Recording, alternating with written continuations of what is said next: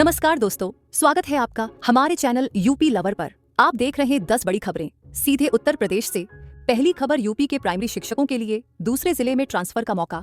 9 से 12 जून तक कर सकेंगे अप्लाई। यूपी के परिषदीय स्कूलों में कार्यरत शिक्षकों के अंतर जनपदीय स्थानांतरण के लिए ऑनलाइन आवेदन 9 से 12 जून तक होंगे। बेसिक शिक्षा परिषद के सचिव सुरेंद्र तिवारी ने गुरुवार को सभी बेसिक शिक्षा अधिकारियों को आदेश जारी किए। इस स्थानांतरण के लिए 6 से 7 जून तक आरटीई मानकों के आधार पर छात्र शिक्षक अनुपात गणना कर शिक्षक शिक्षिकाओं की जरूरत वाले और अधिक शिक्षक वाले जिलों को चिन्हित करते हुए सूची ऑनलाइन प्रदर्शित की जाएगी।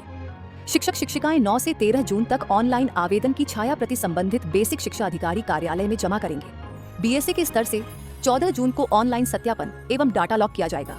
एनआईसी लखनऊ द्वारा विकसित सॉफ्टवेयर के माध्यम से 16 जून को स्थानांतरण करते हुए सूची जारी होगी। दूसरी खबर, सिपाही भर्ती के अभ्यर्थियों को अमित शाह और सीएम योगी बांटेंगे नियुक्ति पत्र। 15 जून को लखनऊ में होगा कार्यक्रम। उप पुलिस में आरक्षी के पद पर चयनित अभ्यर्थियों के नियुक्ति पत्र वितरण समारोह में केंद्रीय गृह मंत्री अमित शाह के भी शामिल होने की पूरी उम्मीद है। लखनऊ में 15 जून को भव्य समारोह में केंद्रीय गृह मंत्री व मुख्यमंत्री योगी आदित्यनाथ सिपाही भर्ती के 60,244 सफल अभ्यर्थियों को नियुक्ति पत्र प्रदान करेंगे। हालांकि अभी केंद्रीय गृह मंत्री का आधिकारिक कार्यक्रम जारी नहीं हुआ है। समारोह में कई मंत्री व वरिष्ठ नेता भी मौजूद रहेंगे। राज्य सरकार समारोह के माध्यम से युवाओं को बड़ा संदेश देने का प्रयास करेगी। तीसरी खबर, 15 जून को बंद हो जाएंगे मिनी गोवा के द्वार। जल्द कर लें पीलीभीत के इन स्थलों का दीदार। पीलीभीत टाइगर रिजर्व पीटीआर का जंगल न सिर्फ बाघों को लेकर बल्कि प्राकृतिक खूबसूरती को लेकर भी सैलानियों को आकर्षित करता है। पीटीआर की खूबसूरती पर 4 चांद लगाता है चूका बीच। जंगल और शारदा डैम के किनारे स्थित चूका बीच का नजारा सैलानियों के लिए गोवा का एहसास करता है, इसलिए इसे मिनी गोवा भी कहा जाता है। 7 महीने तक चलने वाले पर्यटन सत्र के दौरान हजारों सैलानी यहां आकर प्राकृतिक सुंदरता को करीब से निहारते हैं। जंगल सफारी का रोमांच भी देखने को मिलता है। इस पर्यटन सत्र के कुछ ही दिन बचे हैं। 15 जून की शाम 7 बजे पीटीआर सैलानियों के लिए बंद हो जाएगा। इस सत्र में अब तक 50,000 सैलानियों ने चूका बीच और जंगल की सैर की। अंतिम दिनों में सैलानियों की आमद बढ़ गई है। वीकेंड पर आप भी घूमने का प्लान बना रहे हैं तो पीलीभीत टाइगर रिजर्व बेहतर विकल्प हो सकता है। चौथी खबर, मुख्यमंत्री सामूहिक विवाह योजना को शुरू हुआ ऑनलाइन आवेदन। मुख्यमंत्री सामूहिक विवाह योजना के तहत नए वित्तीय वर्ष के लिए आवेदन प्रक्रिया शुरू कर दी गई है। इस योजना का लाभ लेने के लिए पात्र लाभार्थी ऑनलाइन माध्यम से आवेदन कर सकते हैं। समाज कल्याण विभाग की ओर से संचालित इस योजना का उद्देश्य आर्थिक रूप से कमजोर वर्ग के युवक युवतियों के विवाह में सहयोग प्रदान करना है। सरकार की ओर से सामूहिक विवाह योजना के लिए वित्तीय सहायता प्रदान की जाती है, जिसमें विवाह सामग्री से लेकर बारातियों के भोजन और सांस्कृतिक कार्यक्रम तक की व्यवस्था की जाती है। शासन ने निर्देश जारी कर पात्र लाभार्थियों को शीघ्र आवेदन करने को कहा है, ताकि नियत तिथि पर आयोजन सुनिश्चित किया जा सके। 5वीं खबर, सेंसस 2027 कौन जात हो, पहले चरण में संसाधन गिनेंगे, दूसरे में व्यक्ति और जाति। यूपी में कैसे होगी जनगणना? कोविड के कारण ट्रैक से उतरी जनगणना की गाड़ी अब फिर रफ्तार भरेगी। केंद्र के ऐलान के बाद इसकी तैयारियां शुरू कर दी गई हैं। देश के सबसे ज्यादा जनसंख्या वाले राज्य यूपी में जनगणना के लिए पहले करीब 1.5 महीने हाउस होल्ड सर्वे चलेगा। इसमें घर, संसाधन, सुविधाओं आदि का आकलन किया जाएगा। दूसरे चरण में व्यक्तियों की गणना होगी और साथ ही उनसे यह भी पूछा जाएगा कि कौन जात हो। छठी खबर, एसएएफ निर्माण में उत्तर प्रदेश मारेगा बाजी, जल्द पेश होगी पॉलिसी। उत्तर प्रदेश सरकार पारंपरिक जेट ईंधन के स्वच्छ विकल्प सतत विमानन ईंधन एसएएफ के उत्पादन को बढ़ावा देने के लिए एक पॉलिसी पेश करने की तैयारी कर रही है। ये कदम विमानन क्षेत्र में प्रदूषण को कम करने और उभरते हरित ऊर्जा बाजार में राज्य की स्थिति को मजबूत करने के व्यापक प्रयास का हिस्सा है। नीति का मसौदा, जो इसके अधिनियमन की तिथि से 5 साल तक प्रभावी रहने वाला है, अब टिप्पणियों और सुझावों के लिए खुला है। टाइम्स ऑफ इंडिया की रिपोर्ट के अनुसार एक वरिष्ठ सरकारी अधिकारी ने कहा, हम चाहते हैं कि उत्तर प्रदेश भारत में एसएएफ उत्पादन का एक प्रमुख केंद्र बने।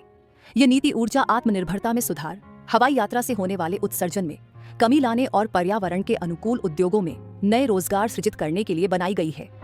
7वीं खबर, यूपी की जेलों में खुलेगा जिम, कसरत कर सेहत बनाएंगे बंदी। कारागार मंत्री दारा सिंघने की घोषणा। यूपी की जेलों में बंदी अब कसरत करके शारीरिक और मानसिक रूप से सेहतमंद बन सकेंगे। इससे सकारात्मक सोच भी विकसित होगी। इसके लिए प्रदेश की सभी जेलों में ओपन जिम खोले जाएंगे। विश्व पर्यावरण दिवस के मौके पर कारागार मंत्री दारा सिंह चौहान ने इसको लेकर घोषणा की। साथ ही जिला जेल में आम का पौधा लगाया और ओपन जिम का उद्घाटन भी किया। मंत्री ने कहा कि प्रधानमंत्री नरेंद्र मोदी के फिट इंडिया मूवमेंट की भावना के अनुरूप सूबे की सभी जेलों पर ओपन जिम स्थापित किए जा रहे हैं। 8वीं खबर, यूपी में इन कर्मचारियों को मिलेगा पुरानी पेंशन का लाभ। केंद्र सरकार का बड़ा फैसला। पुरानी पेंशन को लेकर राहत भरी खबर है।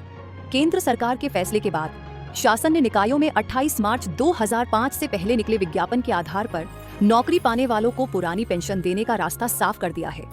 ऐसे लोगों से विकल्प मांगा गया है और प्रमाणित सेवा पुस्तिका की कॉपी स्थानीय निकाय निदेशालय को उपलब्ध कराने को कहा गया है। केंद्र सरकार ने वर्ष 2005 के बाद नई पेंशन व्यवस्था लागू की है, लेकिन बहुत से कर्मचारी ऐसे हैं जिनकी भर्ती का विज्ञापन इसके पहले निकला था और उन्हें पुरानी पेंशन नहीं मिल पा रही थी। ऐसे कर्मियों को पुरानी पेंशन देने का फैसला केंद्र सरकार द्वारा किया गया है। उत्तर प्रदेश के विभाग भी धीरे धीरे अपने यहाँ इसे लागू कर रहे हैं। 9वीं खबर, आरबीआई ने रद्द किया इस कोऑपरेटिव बैंक का लाइसेंस। कहीं आपका तो नहीं है इसमें अकाउंट? भारतीय रिजर्व बैंक आरबीआई ने लखनऊ के एचसीबीएल कोऑपरेटिव बैंक का लाइसेंस रद्द कर दिया है। केंद्रीय बैंक ने कहा कि बैंक के पास पर्याप्त पूंजी और कमाई की संभावनाएं नहीं है, जिसकी वजह से उसका लाइसेंस रद्द किया गया है।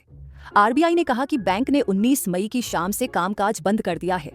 उत्तर प्रदेश के सहकारी आयुक्त और पंजीयक से बैंक को बंद करने और बैंक के लिए एक परिसमापक नियुक्त करने का आदेश जारी करने का भी अनुरोध किया गया है। परिसमापन पर प्रत्येक जमाकर्ता जमा बीमा और आरण गारंटी निगम DICGC से 5 लाख रुपए तक की अपनी जमा राशि पर जमा बीमा दावा राशि प्राप्त करने का हकदार होगा। 10वीं खबर, हरदोई लखनऊ की सीमा पर बनेगा मेगा टेक्सटाइल पार्क। 10,000 करोड़ के निवेश की उम्मीद। प्रधानमंत्री मित्र मेगा टेक्सटाइल और परिधान पार्क PM मित्र पार्क योजना के तहत लखनऊ और हरदोई की सीमा पर बनने वाला मेगा टेक्सटाइल पार्क अब तेजी से आकार ले रहा है।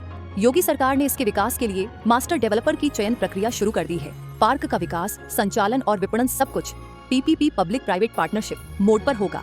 भारत सरकार की PM मित्र योजना के अंतर्गत यह पार्क देश के प्रमुख वस्त्र और परिधान केंद्रों में से एक होगा। इस योजना के तहत मास्टर डेवलपर को 50 वर्षों की अवधि के लिए पार्क के विकास, निर्माण और संचालन की जिम्मेदारी दी जाएगी। केंद्र सरकार और योगी सरकार मिलकर इस परियोजना को आगे बढ़ा रही है। मास्टर डेवलपर को सरकार 2 चरणों में 500 करोड़ रुपए की सहायता राशि भी देगी। इस पार्क से लगभग 10,000 करोड़ रुपए का निवेश आकर्षित होने की उम्मीद है और इससे 1 लाख से अधिक रोजगार के अवसर पैदा होंगे। धन्यवाद। अगर आपको हमारा यह वीडियो पसंद आया हो तो इसे लाइक करें, शेयर करें और यूपी लवर को सब्सक्राइब करना ना भूलें। जॉस।